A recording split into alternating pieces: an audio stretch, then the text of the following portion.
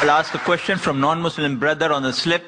It's Christopher Lobo asks, how can you prove that 9/11 was an inside job?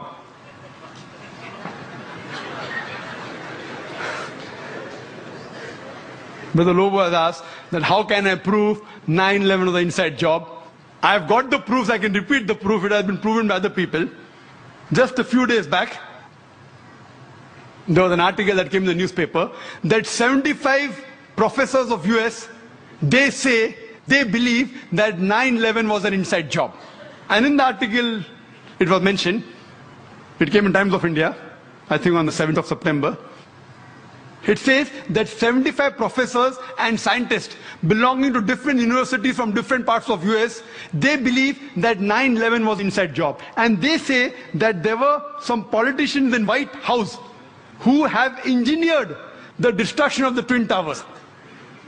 And they say the main reason was so that they could attack and they could have control of the oil-rich countries. Open secret, I told you.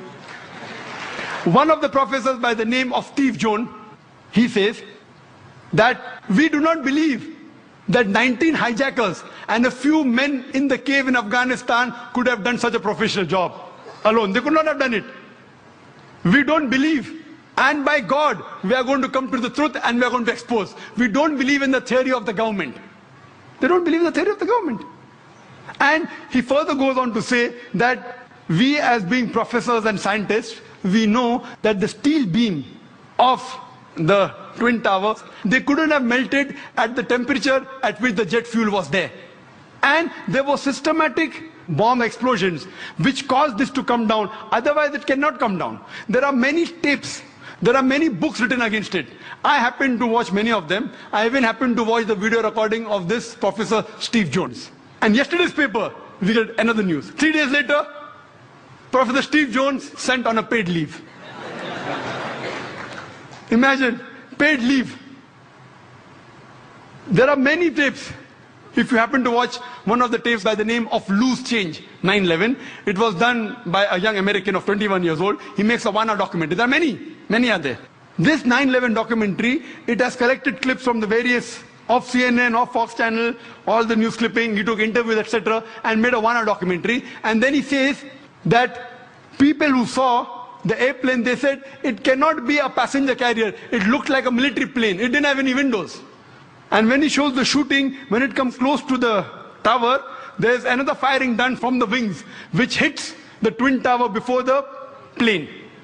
Then further he goes on to prove, he says that he had statements of the management, the construction company, which had constructed the Twin Towers. They said, it's impossible. The Twin Tower made to withstand storm, to withstand tornado. This plane cannot knock it down. And it cannot come down because the fuel burns at 1000 degrees temperature. This, even for 2000 degrees temperature, for hours, nothing will happen to it. 10 days later, he changes his statement and said, no, it's possible. Jet fuel can cause damage to the beams. Another professor who gave the statement, he didn't withdraw his statement back, so he was sacked. Furthermore, what they did, that in the documentary they show that when the Twin Towers came down, like how you willfully get down any building. And he gave statistics that many buildings in New York, tall skyscrapers, 40 floors, 60 floors, they caught fire for many hours, but none of them came down. It is the first building in the history of USA. It has come down that way. And he showed photographs that when building is deliberately brought down, how do they get down by the explosion? The same way it came down. There was systematic bomb blast. And people who went to rescue, whether it be the firemen, they were interviewed, they said that we were thinking that someone up was pressing the bomb button. And the bombs were going out, boom, boom, boom. So how the Twin Towers come down? They have given proof. Furthermore, they say that all the proofs given by the government, they analyzed. They said 19 hijackers, some of them, they were trained as flying off the plane. They went to the university and they interviewed the professors. Do you think that this person can do such an act? Impossible. The way the plane took a turn, and I have personally spoken to senior pilots who have flown big Boeings and Airbuses for several years. They said it's impossible to take such a turn. And imagine just a new person of few hundred of us takes a turn. What the experts say, it has to be a military plane. Furthermore, information given by the government, phone calls were there. Phone calls. Phone call said that they said the passenger in the plane, they claimed that they were hijacked. One of the phone calls was by a flight attendant. She says that buildings, water, my God, my God. She's been flying for 12 years. Hasn't seen buildings in New York. Another person, he says, Mom, this is Mark Bingham. Mom, can you hear me? We have been hijacked. Do you believe? The question to be asked, if I'm going to speak to my mom, I will say Zakir. I'll not say I'm Zakir Naik speaking. He said I'm Mark Bingham. Mom, I'm Mark Bingham. If Mark has to speak to the mom, he will say I'm Mark. He will not say I'm Mark Bingham. He gave systematic proofs. Do you speak to your mother telling your surname? So all the proofs, all the phones were taped down, and then he did a survey that can the mobile phone work at 32,000 feet. When a survey was done at 4,000 feet, the chances of mobile working is 0.4%. At 8,000 feet, it is 0.1%. And 32,000 feet, it is 0.006%. 0.006. There's no chance. And the documentary says that today, USA is spending millions of dollars to reach mobile at that height. In 2001, they did it. Then there are many documentaries. Then the documentary says that there are black boxes. Every plane has got 2 black boxes. And the black boxes can withstand a temperature of 3,000 degrees centigrade for several hours. And in just 1,000 or 2,000 degrees, all the black boxes have been destroyed. He goes on systematically. And immediately, after a couple of weeks, Osama bin Laden, he gives an interview on the Ummah magazine.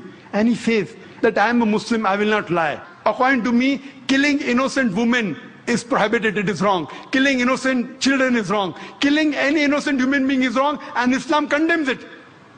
Osama bin Laden giving an interview and saying that. A couple of days back, you get a video clipping from Al Jazeera. Osama bin Laden training 9/11. Because 75 professors say it's an inside job, now they manipulate, and after 5 years they're showing on the television. Why? So here we realize everything, it was inside job. And these 75 professors, they have promised, by God, we will come to the bottom of it. Regarding the second attack at Pentagon. At Pentagon, when the airplane crashed, there was no scraping on the grass. Nothing. Only a hole in the Pentagon. And the hole was only equal to the body of the plane. And we see a crater, and they showed on the television. But when the wings went, the wings weren't seen outside, neither were the window panes damaged of the Pentagon. If a plane body goes in and the wing stays out, either the wing will remain outside or the window pane will damage. The building was intact. So how could only in the circumference of a body of a plane, how can the wings go in as well as the tail? I mean, it's fabricated. The people who said that, the plane went just 40 feet above my head. Today science tells us that if Boeing is flying at 40 feet above your head, that car will fly away.